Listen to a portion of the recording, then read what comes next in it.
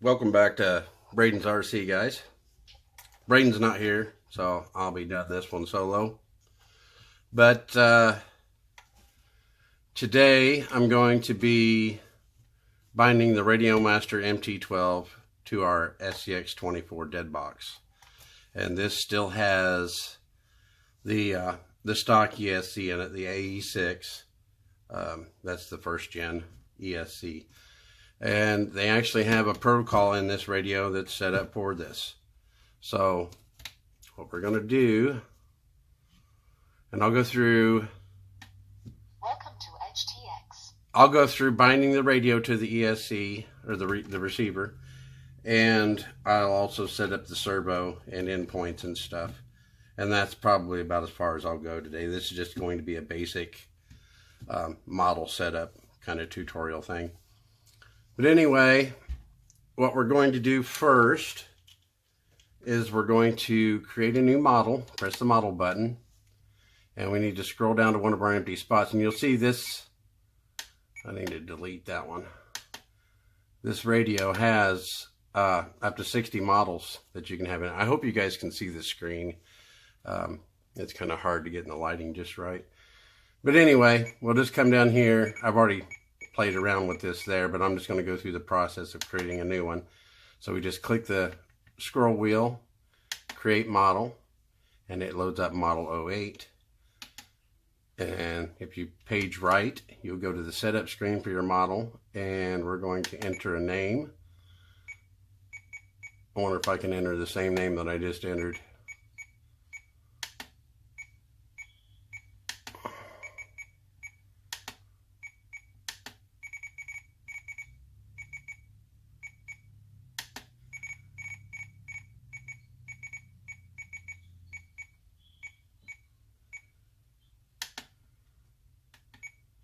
All right, it let me put it in there. So let's go see what happened here. Dead box and dead box. Okay, so you can have models with the same name. We're not going to mess. We don't need timers. We don't need to do anything here. Show trims. Don't need that turned on. I'm not even really sure what that does. Trim step fine. You can change this from fine to medium to coarse, and it even goes expo. You can use the expo for your trim step, or it goes extra fine and fine. I'm just going to leave it on fine.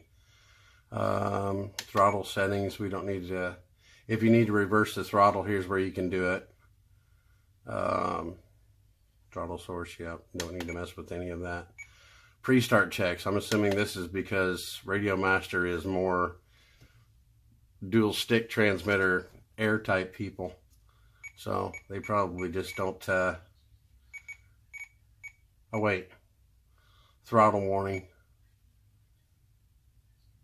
S warning, whatever that stuff is. Yeah, it's just okay. Those are just warnings for when you turn the radio on. If you get a switch in the wrong position, it'll give me a warning when it comes on, I think.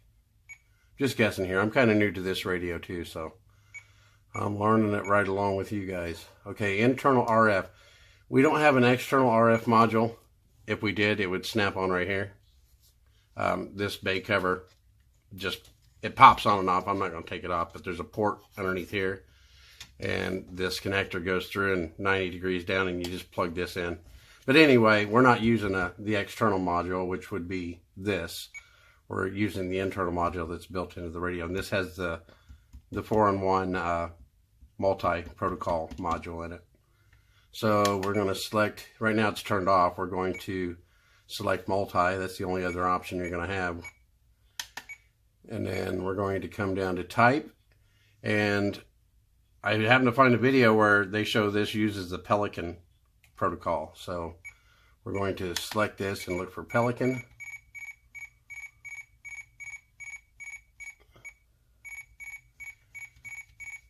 A lot of protocols in this radio. Lots and lots of protocols. Okay, there's the Pelican. All right, and then on our subtype, we're going to set this. We got Pro, or we got Light, and then we have SCX24. Yippee. That was easy, huh? Okay. Now here's our bind. Here's a receiver. You can set the receiver ID. I'm just going to leave this one at 00. The next receiver I bind, I'll change that to 01. And but I saw that you can actually leave that at 00 for all your receivers if you want, but I'm not sure why it matters or why you would leave it at 00 or why you would make it different for each one. I don't know. But anyway, so we're going to select bind. So basically all we got to do is turn this guy on. This is how simple this is. We're just going to click bind. Watch for the red light. It went out. Now it's back on. There we're bound. Oh, but our steering is backwards. So the way you fix your steering, let's go. Do we need anything else on this page? Don't need the external RF. Okay, that's everything on that page. Now we're going to go to outputs. There's our outputs page. And we need to change the outputs on channel 1. So we're going to edit. And we're going to, wow, minimum max is 512. We're just going to change our direction here. We're just going to click it and it automatically changes it to invert. And then we're going to change these. I'm going to put this down to -20 or so.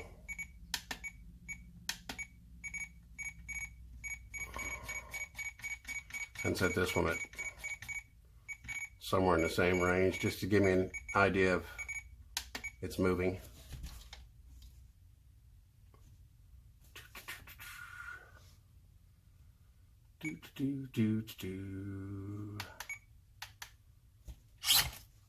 Yep, that works. Okay, so I got to change that to something a little bit higher.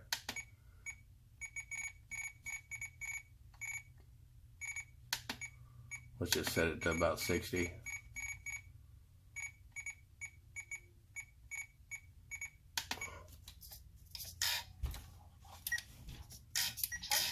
What is going on? What did I change?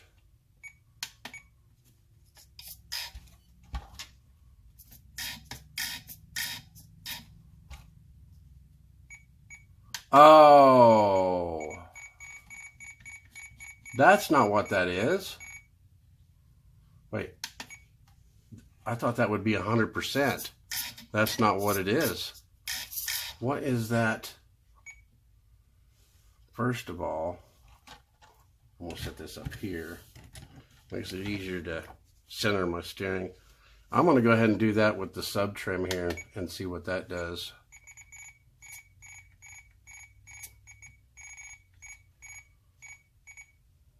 Alright.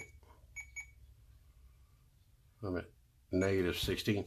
This servo horn, I could not get it to lock on centered at all. It was like one tooth was way this way and one tooth was way that way. So that's the farthest, about the farthest I've ever had to center a servo.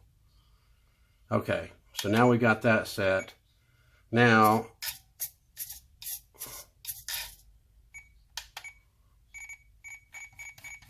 we'll crank this up to 380. Let's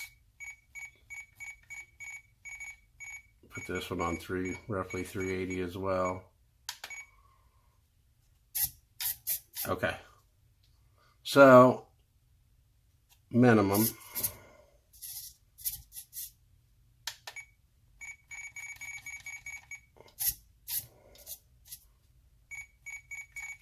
Minimum is left. Wait a minute. Did I not? Oh, I didn't. I got inverted again. And now I got to go redo my trim. That's -16.8. I'm betting it's going to be positive 16.8.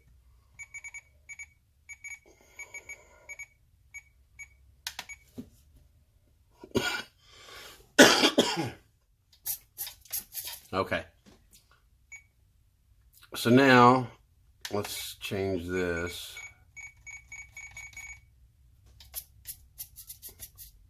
So our minimum is now left, and that's, to me, in my mind, that's the way it should be. Okay, so now we're just going to adjust this until we see our wheels stop turning.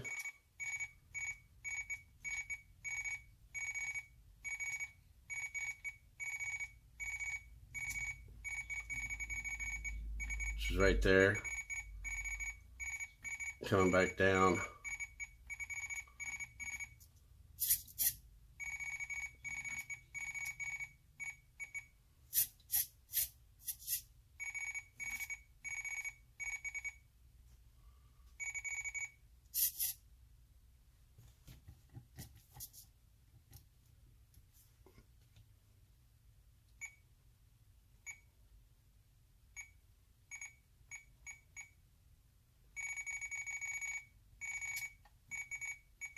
I'm just going to leave it right there.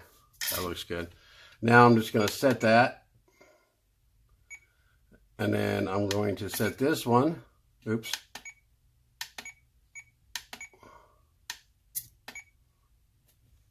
Okay. So now we're going to crank this down. I'm going to go down to about 250 or so and see where that puts us. Okay. Need to go up a little more.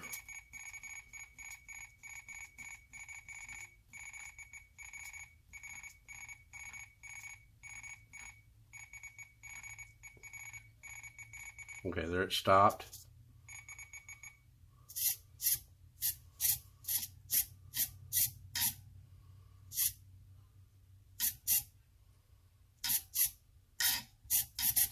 Looks pretty good.